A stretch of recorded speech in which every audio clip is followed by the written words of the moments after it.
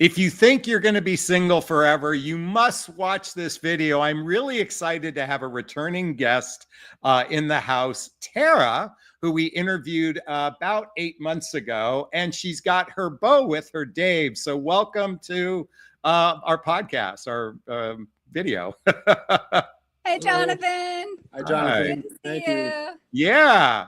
Well, for those that might remember, I had Tara on, I think it was about 8 months ago, give or take. And quickly on the backstory, I actually met Tara on a dating site, I guess about a year ago, give or take, a little over a year ago. And she happens to live in the same city I live in. And we exchanged a couple of emails and we had talked about getting together. But for whatever reason, I was out of town and she was out of town and something happened. And by the time we reconnected, it turns out she met somebody, and that being Dave. So she said, hey, I'm the kind of person that only really dates one person at a time. And I'm like, I totally respect that. And I was like, I'm happy for you. And by the way, Tara had watched my videos as well, or had known of me beforehand. The reason why I'm sharing this is about 4 months after that, I'd been walking along the beach and I see Tara walking towards me with Dave. And what struck me, and I'm going to tell you something to the both of you. I had a visceral feeling. I could see Tara looking at Dave with such adoration. I mean, just absolute adoration. And there was just something about the way she was touching him. And because I do this for a living, I pick up on this kind of stuff. And I immediately got home and I said, I have to message her to make sure. And I happen to have your phone number, messaged you and said, hey, remember me kind of thing. And next thing you know, she was on my podcast, and like I said, that was 8 months ago. And we said, hey, let's do a follow-up with your relationship. So that's giving the backstory to everybody. How's it feel hearing that, Dave? It feels like yesterday. It feels like a year ago. And the beautiful thing is I still get that look and I give that look. Every day I'm so grateful and blessed and just full of gratitude. And we'll get into this, Jonathan, kind of the backdrop on how we met. But I call it the one in a billion story. It's quite remarkable to me. And but yeah, it's been the best year of my life. Well, then let's get into it. So why don't you share with everybody how you met? Because and let me just preface this first. I would say that the dating pool, particularly in the midlife category, which is whom I speak to, is the over 40 crowd. There's a lot of fear out there, a lot of frustration, a lot of dating burnout. And there's this belief that I'm going to be single for the rest of my life. And the reason why I wanted to have the two of you on is to say, good couples are happening all the time. And I want to encourage remembrance of that. So maybe you can share how the two of you met and how it got started. Sure. I'll dive into that. And, okay. Yeah, I mean, like where I was personally, I was on the online rounds for a while, and I had minimal success. It was kind of hit and miss, and I decided around that time just to I had this weird fantasy of maybe I'll meet the right woman at Trader Joe's as I'm buying some oranges or something. You know what I mean? I don't have to do anything, and there she is, and we hit it off and talk about oranges. Yeah. But that never happened.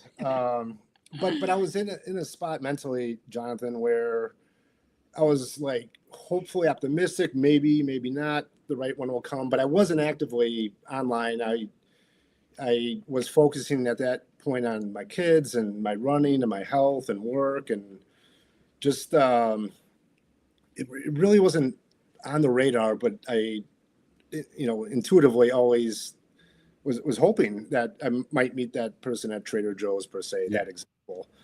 But I ended up going to a spiritual center and a little workshop on communication. And I love this story to this day. But I get there early, and a lot of open chairs and seats, and I end up saving 2 seats out of a lot of open seats. And And as people filed in, what I noticed is we're getting ready to start. Tara happened to, she was with some girlfriends, and she happened to pick the seat right next to where the seat I saved. Okay. Which I'm like, at the time I was like, oh, okay. So I go up and, introduce myself, sit down and introduce myself, look her in the eye. And I don't want to call it like love at first sight, but when we made contact and we exchanged hellos, there was a very gripping, like almost like a trance. It was I've never had it in my life. I was very captured by the eye contact. And then we talked for about 10 minutes prior. Okay. And it just flowed. It was a beautiful conversation. It was just, where do you live? What are you doing here? And during the entire presentation, looking at the speaker, I could barely move. I was like, I could feel an energy, and now I'm kind of getting into like meditation and a little more spiritual endeavors. But at that point, I was very much a newbie. But this was very prolific, very profound, very, and I could barely move. And at the end of the seminar, we're talking, and Tara goes, hey, I might be going to another one of these. Would you like my number? I was going to ask for her number. She gave me. Wow. Whoa. I have to stop right here. So, because that's a bold move, Tara, to like offer your number. So what was going on inside of you in that moment? Because this is really juicy now. I like this. So I do have to say that prolific sense of when I met David, it was like this instant energy. I had never had that experience with anyone either. And the first thing he said to me, he put out his hand and he said, "Hi, I'm David." And I started to laugh. Okay. Because my ex-husband's name is David, and my toxic relationship person's name was David. And I just was busting up, and he's like looking at me, and I'm like, of course, of course you're David. Yeah. And I had this image or this feeling like a month before we met. I just feel like I'm going to meet another David. It was just a feeling I had. But anyway, so I was laughing, but I had that same gripping experience of just this energy field. It's almost like I felt like I was in quicksand, and then he started the workshop, and it was just like all wah, wah, wah, wah. Like I didn't hear anything that was going on. All I was aware of was just this energy that I felt from him, and it was like I was comatose. Yeah. But to get to your point, at the end of the thing, I knew, I sat through that whole seminar just, knowing that, what is this energy? Who is this person? At the end of it, I think I said something like, let me give you my number. Okay. Because I didn't want, I got a very clear message. Do not let this evening end, and you're going to have regrets if you don't give your number. So I'm so glad that I did. It was just instinctual. Yeah. But you were reading his mind because he was going to give it to you anyway. Yeah, I felt that. I felt that was going to happen. Yeah. So I just decided to Yeah. And I felt the same way. I was like, I cannot let this woman get away with at least this, offer my number. Granted, I got Tara's. I didn't know, status, if she was married or in a relationship or what the deal was, but I just knew intuitively this is something I need to pursue. I'd like to pursue. And well, it's interesting because I'm sure there are many stories, and maybe you've experienced it yourself, where you had a missed opportunity. And most of the time, those are usually, it was just a glance, just a moment, just a second. Whereas the two of you were in a completely different type of environment beside just you were sitting next to each other, but you actually had something to talk about, because you could have talked about the seminar. You could have talked about something that was said in there. So it really created the opportunity for you guys to be in this, container of connection. So, okay. So let's take it after the phone call. How long did he wait to call you? Well, that was the cool part. It was like there was an accidental text right after the event. Okay. So I got home and it was the very next day. In fact, I was with my friends at the beach having breakfast, and I went to the restroom and I saw a missed call at 10 in the morning. Okay. And I was so excited, like I couldn't wait for the breakfast. It turned out he was running at the beach, and I was there with my girlfriends having breakfast, and we had just gone on our 5-mile walk. And I was so excited there was a missed call, and so immediately after the breakfast ended, I just called him back. I'm like, hey, and we just started talking, and the beach was so crowded that day. It took me like an hour to get out of the parking lot. We just started just talking like we had known each other forever. Okay, so he went right to asking me out. Like, well, that's where I was going to go next. Okay, so from that moment of when you met, and then he asked you out, and then when you went out, let's go through that timeline real quick. That's the next day. The very next day. Okay. Yeah. It's like we met, we had the conversation, right? And then you're like, "What you want to go to dinner tomorrow night?" And then we met in the village the next night. Let me ask you, but I'm going to dive into something you weren't. By the way, folks, they have no idea what I'm going to ask. I mean, for the most part, I do this spontaneously. But it occurs to me, because you met in Redondo Beach. I'm giving away where we live. Please forgive me. At a spiritual center, there was probably some built-in familiarity there. Like, I mean, we have and I'm saying this because I feel the same way, and I go to the same center on occasion, is that there's this kind of built-in familiarity, a built-in of like, I feel a little bit safer than a total stranger kind of thing. I suspect you had that feeling going on between the two of you. Does that remotely feel accurate? I think we had a feeling of familiarity. I don't know that it had anything to do with geography or where we lived. Okay. I knew that I was very excited. I had sort of reached a place in my dating and my life and everything. It's like, you know what? I want everything to be within 10 minutes of where I live. Because I moved back to the South Bay. I grew up here, and I was like, I was so tired of all the online dating and let's meet halfway and all that. And I'm just like, you know what? If the person doesn't live within 10 minutes, I'm not interested. And I know that's a far call because, it's so challenging. There's only 3 people on the dating sites that live within 10 minutes of us. How is this possibly going to happen? And it turned out that we were both online at the same time, but because of the age parameters and stuff, he didn't come up on my searches.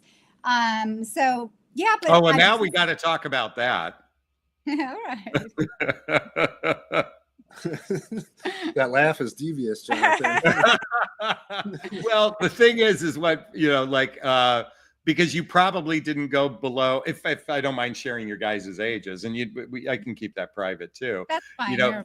Dave is younger than you. Yes, he is. For all those women that complain men are seeking younger women, he's got a slightly older woman than himself. So you guys wouldn't have come up in the algorithm. I get that. So let's go back to the date. So you talked the next day, you planned a date. From the time you met, when was the date? The date was that evening. So we talked. Oh, okay. Maybe like 11 or 12 in the afternoon, and then made reservations for 6 p.m. right in Redondo. Okay. So it just felt right. I was like, I want to spend more time with this woman. So the phone call we had was over an hour. It's one of those calls that maybe some can identify with this, but it was like an hour call that felt like a minute. And flowed. Everything's flowed since. But that evening went out to dinner at HT Grill and kind of the same thing. You know what? I was going to say, did you go to HT Grill? Right? Yeah. Had to get the salmon. Yeah, exactly. Yeah, we both ordered the same thing. Oh, that's cute. So but it was just like a flow state. It was just a connection. It was hard to explain. It was just like I didn't feel any of the like, let's wait, just from the second I said, let me give you my number. It was just comfortable. you know? Well, you know, it's interesting, Tara and Dave. I think you implied that you're kind of new to kind of personal development, self-help, spirituality. Was that? I thought you referenced something along that lines, right? Embarking on with Tara, diving into meditation practices, Okay. and more communication classes. But yeah, it's something that I was just kind of the tip of the iceberg at that point. So, and Tara, I know you're fully immersed in it. I mean, whether we could talk about, Abraham Hicks, Joe Dispenza, all those types of people, and certainly even going to the Center for Spiritual Living is a unique place because it's really centered around, I believe, living a life of not just integrity, but really in a realm of really connecting to something more divine than ourselves, our higher self, that sort of thing. And the reason why I bring this up is because the way you're sharing your story, you're really talking about being in flow. You're talking about really, it's not like you had to force, you weren't doing you just never, like, making excuses. You just never know, going, oh, well, I didn't like this. It sounds like you didn't feel an ick. Thank God. You didn't have to talk yourselves into it, which a lot of times people are feeling this way. And what you're describing is being in flow, or at least that's the way I'm receiving it. Yeah, that's exactly how I would describe it. And I should say that in prior relationships and in dating, I never really experienced that flow state. And that's why I kind of have to pinch myself, because now here we're on the cusp of our 1-year anniversary. Yeah. And that is how the entire relationship has gone. And there's no worrying or stressing or fretting or anticipating what is he thinking. There's just this flow state. Yeah. And it's really a beautiful, I've been in a perpetual state of peace for the last year of my life, my 55th year on this planet. And I'm like, wow, this feels really good to just be in a flow state. Yeah. Yeah. Yeah. I don't know about your past relationship experience for either one of you, but I know that I've been in dynamics where I have felt uncertainty, unease, and there's the natural differences people have. I suspect you guys aren't perfectly aligned. Maybe one of you puts the forks down and the other one puts the forks up in the dishwasher. And by the way, it is down. I'm just kidding. So, and navigating differences is part of it too. It's not all, rainbows and roses type of thing. So would you be open to kind of diving into where you two might butt a little bit against each other, where it doesn't feel like a state of flow? And I'm not talking about a drag down fight, kind of thing, but just where you bump up against edges, and how you navigate that. That's really where I wanted to go with that. Speaking of communication. Well, I can honestly say we haven't had like a major argument or anything like that. Okay. But what happens for us is when there is like discomfort or agitation or something is going on, what I really love about David is he comes to me. Okay. In my other relationships, I always felt like, what the heck is going on in my partner's head? Yeah. Living a whole entire life of wondering, what are they thinking? What's going on in there? With David, from the very get, when he was agitated about something or something was on his mind or not sitting right with him, he would just come to me and he would tell me about it. And it's like, oh my God, I'm so glad you're coming to me. And then, we would just talk about it. And he really led in that arena. And I'm just like, wow, this is so different to be with somebody who just comes forward and says, how they're feeling. Yeah.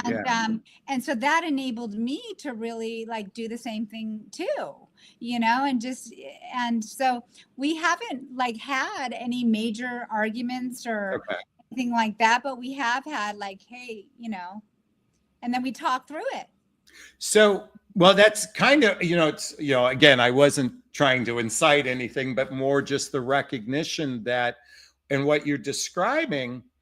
And the reason why I wanted to touch upon this, particularly because men get a bad rap, that we're emotionally unavailable, emotionally constipated, commitment phobic, and that sort of thing. And yes, there are plenty of men like that exist. And by the way, there's equally as many women who are the exact same way, just a different version of it. So, how does it feel to, like you just were describing, what it felt like to experience something that it sounds like you really didn't before in a container of a romantic relationship. So here's my question. Dave, what makes you different? What about you got you there? Yeah, and first, I'll before I answer that, I'll answer two questions I saw in the chat. I'm from Iowa. Okay. So there's that, and yes, we're a few, less than 10 minutes apart. So okay, got it. But what got me here, and it took years of self-discipline, self-improvement on my end. Okay. Learning to love myself and to take care of myself, because we both came from codependent relationships. This one is 100% co-committed, and it took me, I had to grow up. I had to, I was out of shape, and I couldn't even run 3 minutes. I'm running, a couple marathons a year. Good for you. But it took growing up, and in this relationship we have kind of an open door policy, and Tara's been so amazing about this. Is like, let it flow, speak your mind, like, yeah. And it takes practice, and it takes discipline to do it. But what I've noticed with Tara, I mean, it just flows. Like, I don't want to go to bed at night resentful. I don't want to go to bed with even thinking about little things. It's like, let's talk about it. This is how I'm feeling. I've learned a lot to talk about how I feel, and it saves so much problematic BS on the back end if you just, address it, present time or at the right time. It's beautiful. It's nice. Well, there's an interesting thing happens, and let me backtrack for a second. I went through a divorce 20 years ago. I was in my just turned 40, had a couple kids, and I probably, my first 10 years out of my divorce, as much as I said I want a relationship, I wasn't really capable or even ready for a relationship. And I recognized back then I was a train wreck, to be quite honest with you. Not to suggest you were in that category. But I reached a point where I said, I want a relationship. Like, I want commitment. It's not something where I just want occasional companionship, occasional connection, occasional sex. I want something more significant. And as I'm hearing you share this, I'm thinking along the lines, or my question is, was there a moment in your life, a moment where you go, I really want relationship? And then what I really mean is commitment. Did that kind of trigger, was that, I'm assuming that was present before you met, but that might have been a catalyst for you. I'm just curious about that. There was no defining moment where I woke up and I was like, I want to commit. I've always wanted a partner, someone I can talk to, like a best friend, someone to love and to share the rest of my life with. That's what I've wanted. I truly wasn't seeking, like you had mentioned, like partial this, partial that. Yeah. I've always wanted that. I envision us when we're 80, traveling in New Zealand or something like that. I've always wanted that.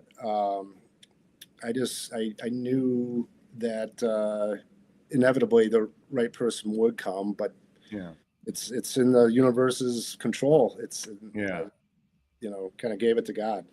There you go. Really quickly, while you just on that note, really quickly, for those It's time for Q&A. So, folks, if you have a question for either of them or myself, there's a little chat box in the corner. Write the word question, then post the question thereafter.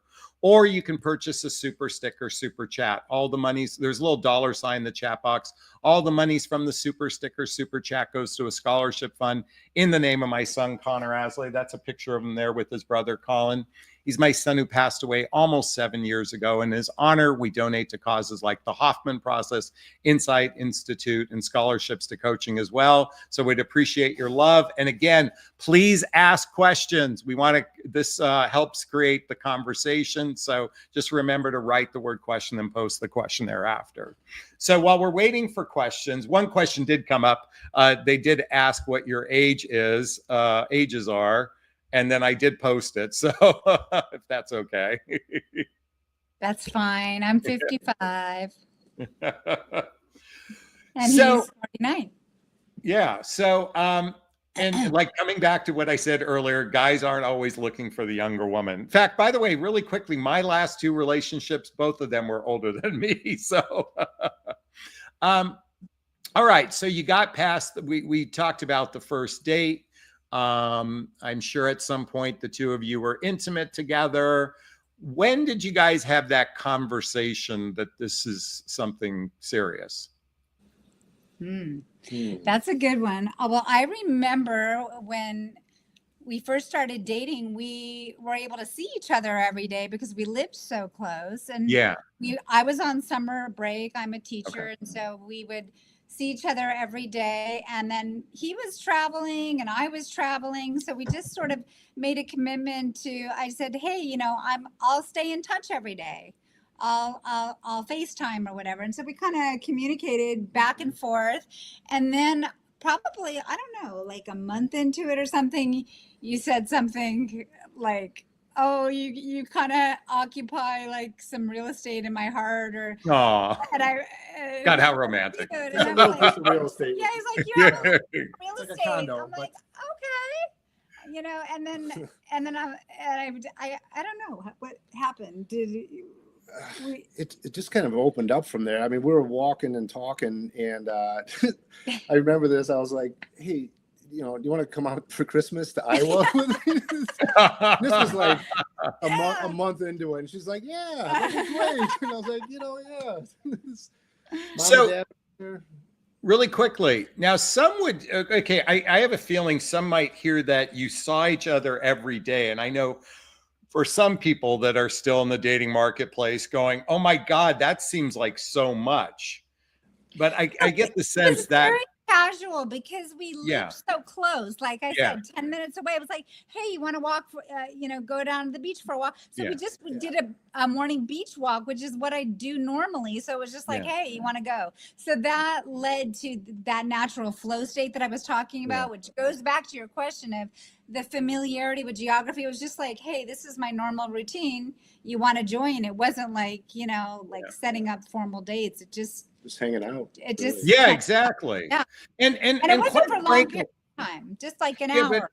you just pointed out something, you know, I know, you know, hanging out gets a bad rap for a lot, you know, a lot of people because they think there's no effort. But how you get to know someone is when you hang with them, you know, to some degree. You can get to know them, you know, in a less formal environment. So I'm happy to hear that. By the way, we do have a question from RM Bells.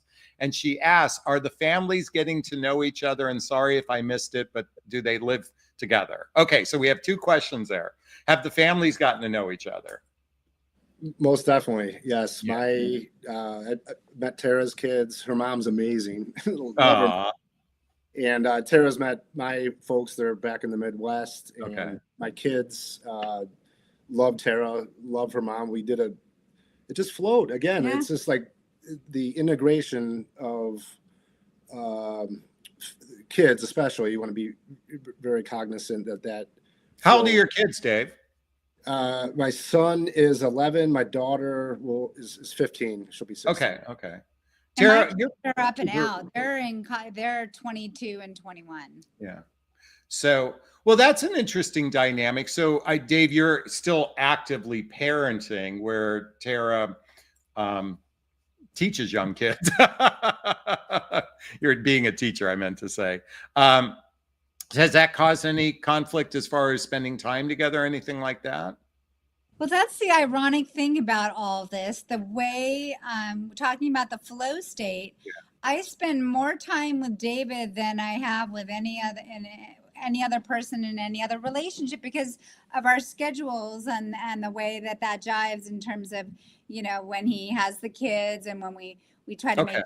It just, we have a lot of time together, which has been, I think, really the key of why the relationship solidified early, because we had lots of regular. You have to, one thing I've learned, you have to spend time with the person. Yeah. Time with the person, not just like, you know, every Saturday date or whatever, to really know somebody. And it's just, I never would have imagined. I mean, quite honestly, when I thought about like, okay, I'm dating somebody who's still parenting, like one of the things that I had in my head was, you know, I want someone that had their kids are already up and grown. And that's another point that I really want to communicate. Yeah. These parameters that we think that we have in our mind of what we want in a relationship is not necessarily the case. It's been so gratifying and so wonderful getting to know David's kids and really, you know, and I never would have imagined, like, that was like, no, you know, I've been there, done that, you know, my kids are older, and that is far from the case. I would have shut out. I mean,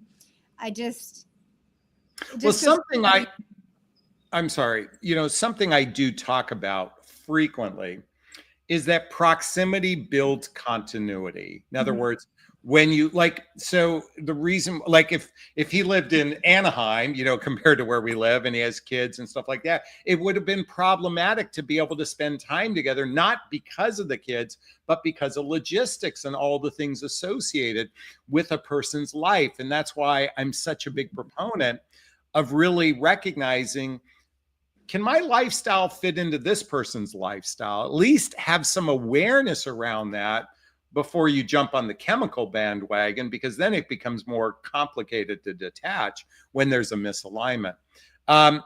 Sorry, I was just obviously doing a teaching lesson there. Annika is in the house. Annika has a question. Was there a particular mindset that you believed helped you manifest this lovely relationship? Ooh, I love that one. Tara, this is your bailiwick. A particular mindset. Well, I can say that I honestly always believed and felt inside that I was going to meet my person. I always had that belief and that hope. But so the mindset, maybe the mindset was, I'm never going to give up on that belief. Okay. Although I did feel like just before I met Dave, I'm like, I think I'm ready to check on out of this whole dating thing. I was just like, you know, I felt relatively good about my life and who I was and all that. And then I'm just like, you know, if it's not meant to happen for me, maybe it's not. But my bandwidth was running out. But what never ran out was the hope and the belief that I would eventually meet the right person. Well, it sounds like, and by the way, I totally mirror what you just shared, and I'm grateful that you shared that with everyone. I get the sense, though, Dave had this kind of a knowing he was going to be in a relationship. Like there was, at least when you shared earlier, like you wanted it. So not like you were going after it like your marathon, you know, to get to the finish line per se, but there was this, I know I want this. I knew I wanted it, and I knew it would present itself at the right time. At the stage I was in, Jonathan, I was, you know, the online dating and all that was like very hit and miss. Yeah. And I was happy with, you know, hanging out with the kids, going to the beach and running and, you know, doing great at work and all that good stuff. You know, and deep down, I had that Trader Joe's kind of, you know, like this, it could happen like this. Yeah. But that's why I say this is like, it's beautiful. It's like a 1 in a billion kind of thing. Yeah. Just on how we met. Now, what I do want to emphasize is Yeah. I don't think both of us would have hit it off the way we did if we both weren't like healthy emotionally, Yeah. physically, spiritually. I don't think I would be capable of being the man that I am right now. And that took prior years' work. I know Tara spent a lot of time Yeah. doing that, but to ultimately answer your question, yeah, I knew deep down she was out there. Yeah. And it was just, just, I guess a little action, like put myself in a situation where I normally wouldn't go to a communications workshop. Actually, let's talk about that. So I was just leading, I was literally, that's where I was going to go next. So do you recall what inspired you to go to that? Like, and was it out of the blue, or was it like you're a regular there or something like that? It was out of the blue. I had a buddy that I knew outside of work, and he was like, hey, we're talking about something. He just mentioned it. Okay. And this was weeks before, and I kind of took it and dismissed it. And it was like kind of lingering in my mind, and I looked online and and I just decided to get out of my comfort zone and try it out. And so that's how that transpired. Do you guys remember any particulars from that workshop? I'm just kind of curious now. Like, did anything stand out about communication that? Well, it was a nonviolent communication workshop. But then we took a subsequent workshop, which is actually on your book list. I think you have do you have the Conscious Loving book on your list, Jonathan? I've got Conscious Uncoupling. I've got Calm. I've got like. We went to another workshop on that, and it was fabulous. We really got a lot out of that. We read the book together. Okay. And yeah. Did you guys ever read 8 Dates? I did. Yes, I did. Okay. That's another thing that we did. Remember, babe? Oh, yeah. We did those first 8 dates. I've never done anything like that before. Dave's like, what? What? Okay. Like, what am I getting myself into here? By the way, Dave, I'll share something that I share with my audience frequently, and please forgive me for the graphics here. But I'm a big proponent of this book. If nothing else, chapter 1 is about trust and commitment. And whether you do this with a partner or not, I'm inviting everyone to read this book, particularly about trust and commitment. And I'm like, and Tara might have heard me say this in videos. I'm like, ladies, before that penis ever goes inside the vagina, you have to read this book, and ideally read it with somebody. Because, and why I say it, and I'm doing the graphic just to illustrate a point. It sounds to me the way the two of you entered into your relationship was very grown up. Mm-hmm. It was a grown up version of relationship, and sadly we operate still as a bunch of 20-year-olds operating on physical attraction, entertainment, romance, physical connection as being the driver of the bus, and not really what it's in the fact that you met at a communication workshop. And it sounds like you've subsequently gone to a couple others as well, which I want to touch upon in a second. This is what I'm advocating over and over and over again, because I just feel as though, and again, I'm giving a speech here. If we operate from a naive place, we're just going to be, what's the definition of insanity? You're going to end up right back where you were. So that's why I'm such a big advocate for that. Doing the 8 dates was a really good catalyst in the beginning of our relationship. Okay. And Dave was so willing to he's like, okay, send me the stuff. And then I would send it to him. And what I really appreciated, he would I knew that he was reading it, and he's like, let me set up date 1, let me, it was like, I would give him the information and he would just say yes. And those 8 dates were, in the first, 8 weeks of our relationship. Yeah. Okay.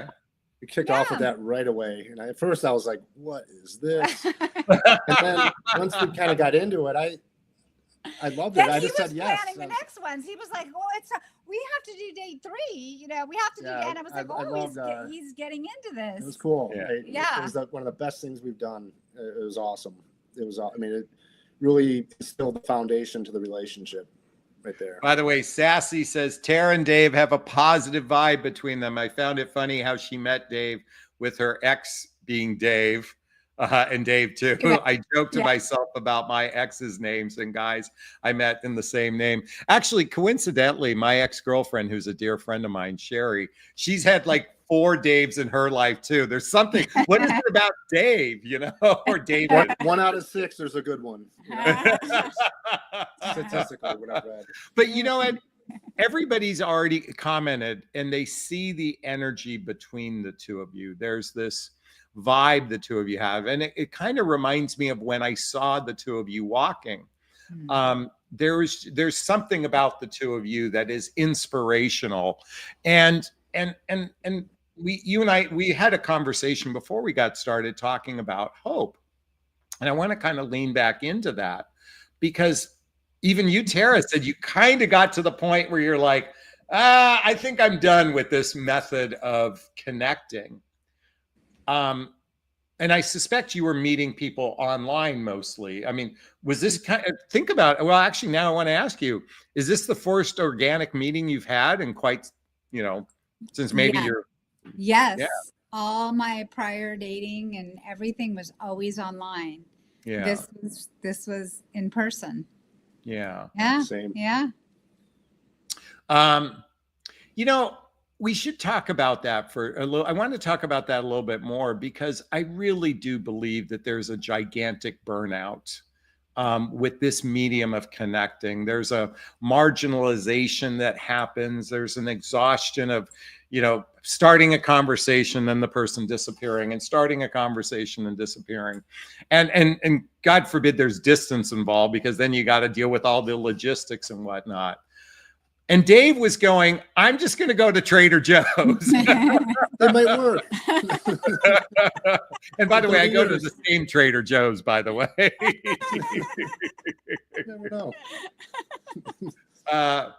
You know what? The thing is, for me, though, I don't feel comfortable. Like, believe it or not, first off, my head is down shopping. Like, I only put 1/4 in the meter because I go in and out in 10 minutes. You know, my head is down because I'm like on a mission when I go to Trader Joe's.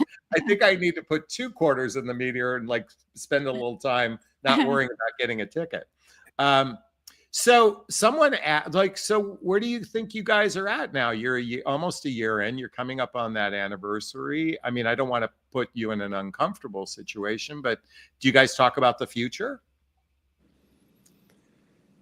Yeah, I mean, we talk about the future. We maintain a mentality of, you know, day by day, and not really get attached to future outcomes. But we've talked about. I mean, I want to spend the rest of my life with this woman. Oh, There's no one else. Aw. Well, you know that. I want to spend Yeah. the rest of my life with you too. Yeah. Really? Yeah.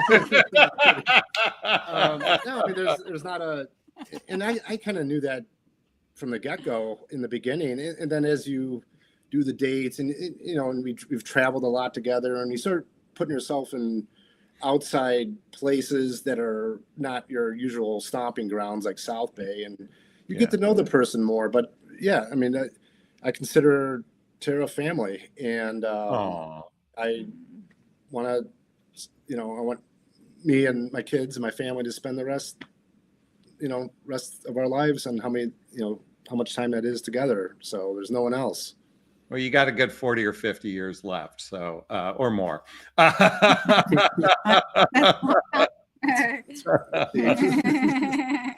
My dad lived to be 99, so I always shoot. You know, we all can make it to 100, kind of thing. Oh my So, but there's no. I mean, like, do you even talk about living together, or any of that kind of stuff? I mean, I know you have kids at home, so it's probably a little bit complicated from that vantage point. So, you know, that we spend like 20 of the 30 days in a month in the same bed. Okay. And David is still raising his kids. Yeah. My kids are up and out.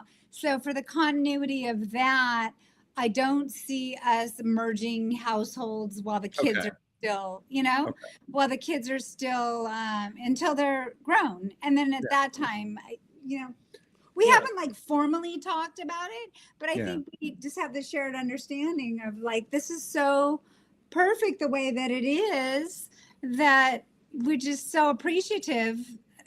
Yeah, I don't know. What do you think? with the allowed amount of time we spend together, Yeah. we call our places our two homes in Mhm. essence. Okay. Mhm. I'm in home. This is Tara's place. Okay. Then we Okay. also have place walking access to the beach, and so it's nice to have two different places, but also a little space is vital. Yeah. Yes. I feel that little space makes the relationship stronger. It allows Tara to have her downtime and her, whatever needs to be done, and get her errands, whatever it may be. But just like the space itself is great. We still talk and Yeah. and all that every day. But I think as we speak right now, we're just it's flowing so beautifully. We'll just see where this takes us. But right now, cohabitation permanently, probably, when my youngest is off to college and all that stuff, then we can Well, look at it. it's interesting. I met a gentleman about a month or so ago, and I'm, by the way, whenever I meet someone, I'm like, okay, are you in a relationship? I mean, I vet everybody because out of curiosity.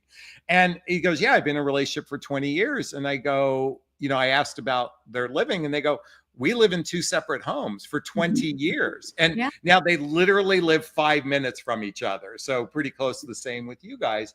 And we were talking about, he was really sharing something. And there's a real value to this, particularly when you do have that logistic proximity, was that having that space for yourself, Mhm.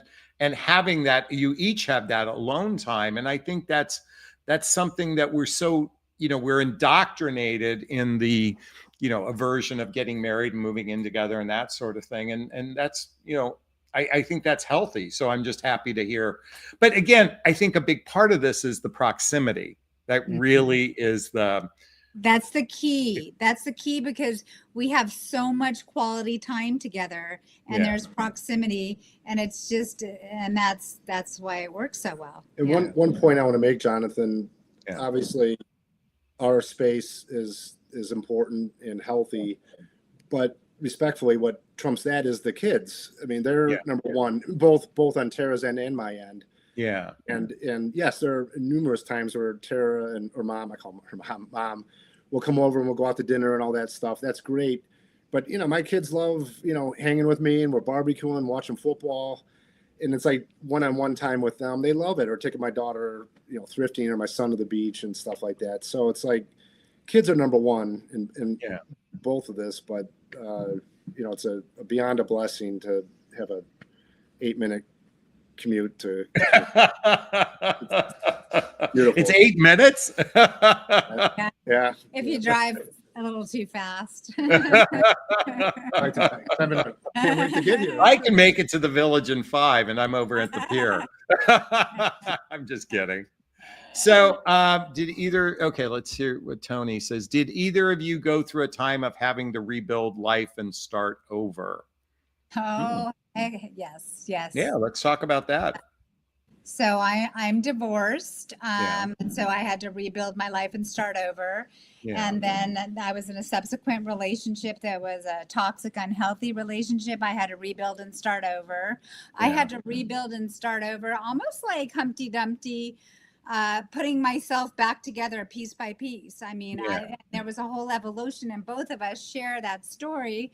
I had to, I shed 100 pounds 15 years ago. Seriously? Yeah.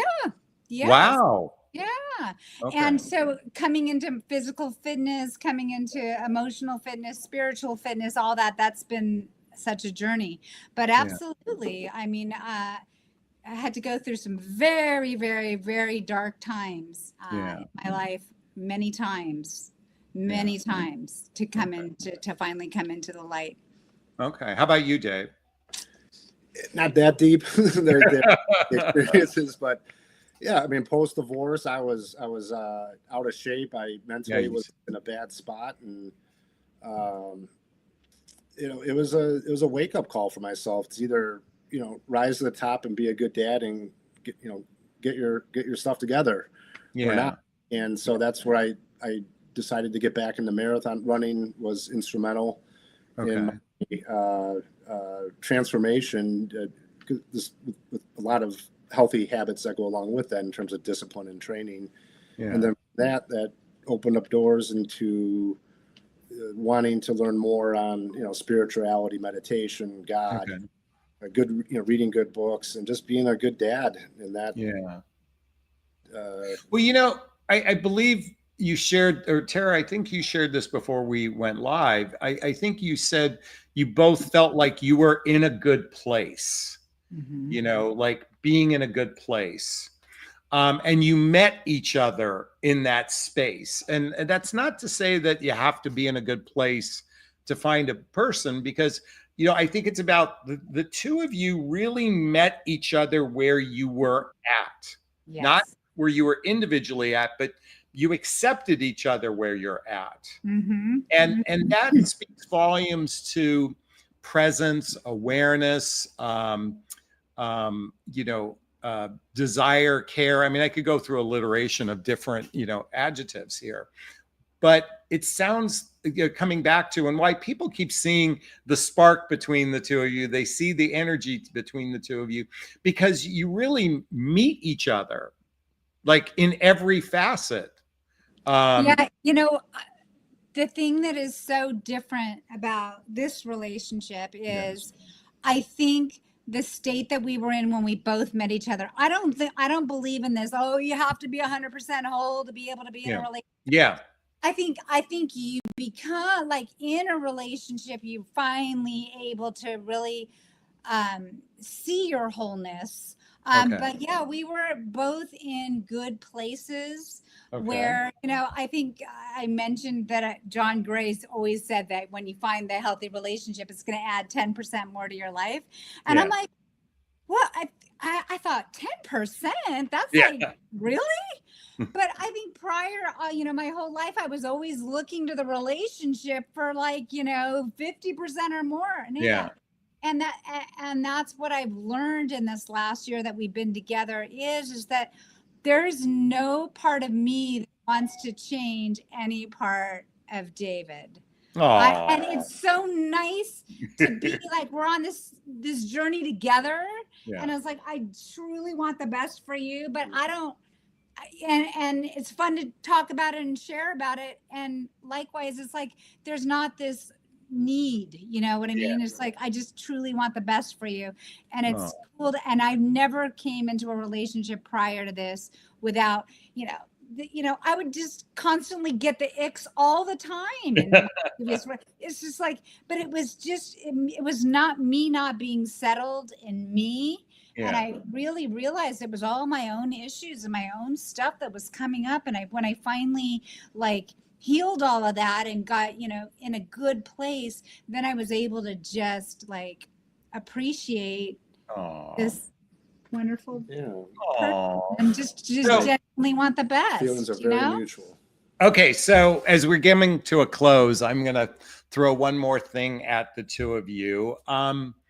I really do believe we, from a spiritual perspective, we choose partners to help us grow from a spiritual level, from an emotional level, from an intellectual level, from a physical level, all of those things. Like, we can be each other's teacher, but not therapist. Let me be clear, only because I've experienced that in my life. One being the therapist and one having them be the therapist for me. How do you help each other grow? I'm curious. That's a good one. Yeah. I think Tara helps me grow by putting the ball in my court. Okay. Which, allows me to kind of take the initiative to grow if there's something painful, to overcome it. And not only that, but also a support system that encourages me Okay. to try something new, or it's okay to fail. Okay. Just kind of a support system, if that makes Okay. sense, to allow myself to grow, and to have a partner to share that growth with, Yeah. and Tara comes up with so many ideas. She has so many ideas of things. She had like a million ideas, Jonathan. It would take up another hour. And I've learned to, I mean, I have boundaries, but I've learned to say yes, and to kind of go outside of my box, and everything that we've done has induced some type of personal or spiritual growth. Sometimes there's minimal or little growth, but at the end of the day, that's what we're both striving for, is individually to grow, but also collectively. Okay. And I think we've done so, we share similar interests, and one of the ways that we grow together is like we like to read the same books together and like dissect them and talk about them. Okay. We're just finishing a meditation class that we've been taking, and it's been so good because we just like, David, I have a pool here, and I would get in, and he's like, well, let's swim, and then so he motivates me, and then I think I motivate him, and we just sort of like, so now I jump in the water and we swim together, or we'll meditate together. We're always reading a book. It's kind of like when it started with the 8 dates, we kind of started like a book club together. Yeah. And that's helped us grow a lot, because we just kind of read together. I mean, I'm a high school teacher, so that's kind of instinctual for me, but we brought those things into our relationship, and it's been cool. It's like, oh wow, I have a book buddy, and we exercise together. I'll be candid with you. I love this only because I'm the type of person that loves to dissect and process almost incessantly, and I can be rather exhausting to anyone in my life. But but why I bring this up is because there's not just other shared interests, whether it's whether the food you like or the sports you do or whatever. But I think when you're doing that, like dissecting, and I don't mean it in this negative way, I'm talking about in a way of like curiosity. Like, what did you think of that? What did you get out of that? Like, from a place of genuine curiosity about how another views a movie you saw or a book you read or that sort of thing. That's, in my mind, one of the richest parts of a relationship, is where you come, I want to know what you're thinking and how you feel about that. And it seems that the two of you do that mutually. Yeah, we do. And I knew that when David early in the relationship came, and he would bring these letters that he would write, or these cards he would give me, where he would express what he was thinking or what he was feeling. And I was just like, what, like, we like to do that, right? Like we'll pause when we're reading and start talking about it, or we started journaling together. Oh, okay. And it's like, it's just kind of a natural thing. I think I feel most in the flow state when we, we do that a lot. Yeah. We're always like expressing and dissecting and yeah. Well, listen, we're come up on the hour. I can't believe how quickly that came and went. Yeah. This has been a treat, not just for me. I truly believe for everyone else. I'm grateful to just be a witness to the two of you. And again, when I saw you walking, I was like, oh, like that's how I really felt that energy between the two of you. Now seeing you together in this format, I just wish you many blessings for the two of you. And thank you for sharing with everyone. This makes a difference in people's lives. Thank you so much. And thank you for the work that you do, and for inviting us in and being part of this journey, and hope to see you soon at Trader Joe's. Yeah, I'll see you at Trader Joe's or HT Grill. Now I'm going to the Beach Grotto.